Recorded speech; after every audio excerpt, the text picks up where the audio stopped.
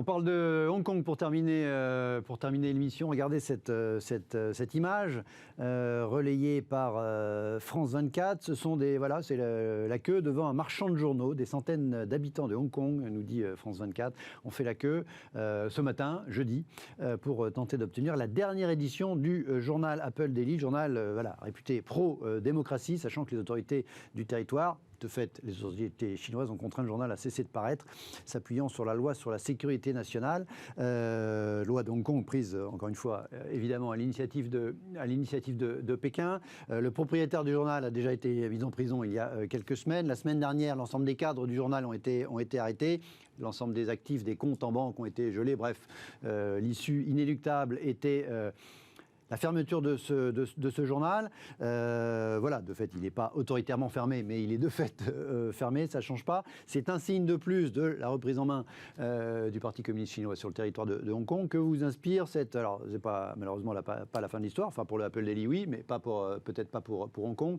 L'un et l'autre, vous connaissez bien la Chine et Hong Kong et ces sujets. Moi, ce que ça m'inspire, c'est qu'effectivement, ça nous rappelle simplement que la Chine, c'est un régime ultra-autoritaire.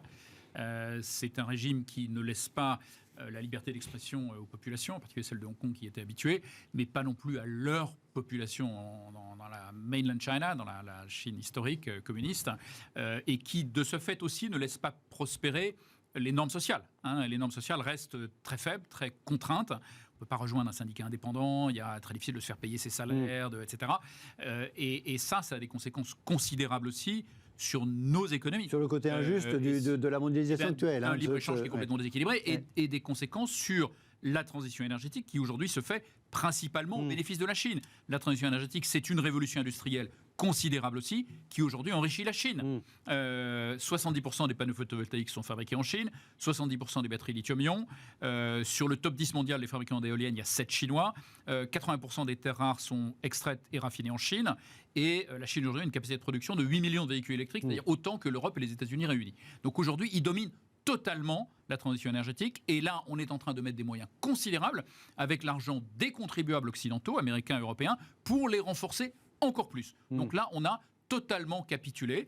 On a décidé de plus rien fabriquer chez nous, qu'il fallait laisser ça aux pays émergents et donc de fait aussi à la Chine.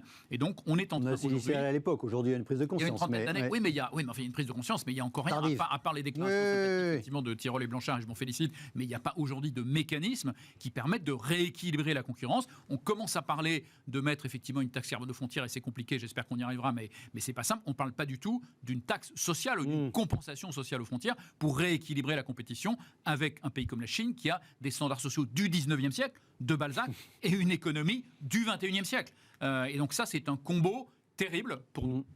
Alexis ? Je me suis exprimé à plusieurs reprises sur Hong Kong et notamment sur cette loi sur la sécurité nationale qui est en vigueur depuis le 1er juillet. Ce que nous vivons, ce que Apple Daily vit, d'ailleurs en meurt, c'est la conséquence logique de cette loi. Je vous rappelle simplement que cette loi qui a été votée l'été dernier, qui est donc en vigueur, a décrit 4 crimes potentiels: sécession, subversion, terrorisme, collusion avec une puissance étrangère. Aujourd'hui, à Hong Kong, vous critiquez, vous apportez votre soutien à Taïwan ou vous critiquez le gouvernement de Pékin, vous êtes passible de prison, de procès à huis clos, sans jury, sans appel possible.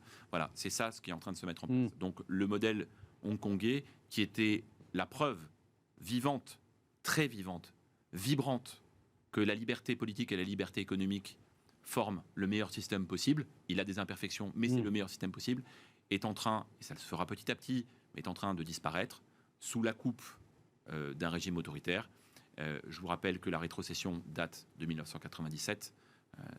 Il aura fallu 23 ans. La coexistence des deux systèmes était censée durer 50 ans, donc jusqu'en 2047. Voilà, un pays de système est en train de disparaître. Derrière ça, il y a le grand plan de Pékin de faire de la région de la Greater Bay Area, la région de la Grande Baie, Macao, Canton, Hong Kong, 67 millions d'habitants, comme la France, avec un PIB qui va dépasser celui de la France d'ici 10 ans, d'en faire le poumon économique du monde. C'est déjà 37% de l'export chinois, cette seule région.